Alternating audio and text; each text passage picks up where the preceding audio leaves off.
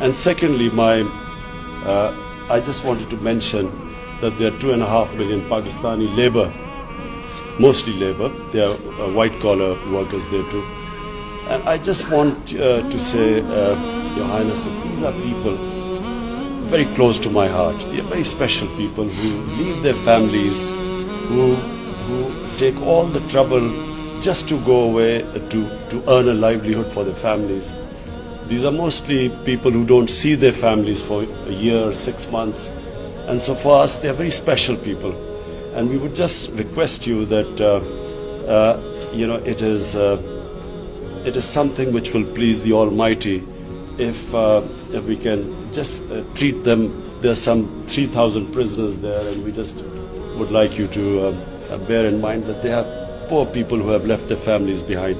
So just a request that these are very special people for us, this labor which goes abroad for working.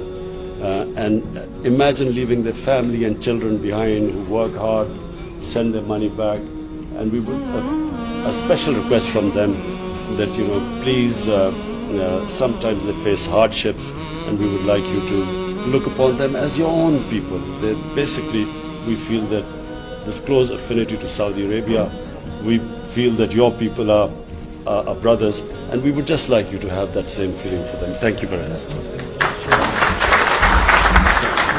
Mr. Prime Minister, just want to rest assured that just consider me in Saudi Arabia the ambassador of Pakistan, and we cannot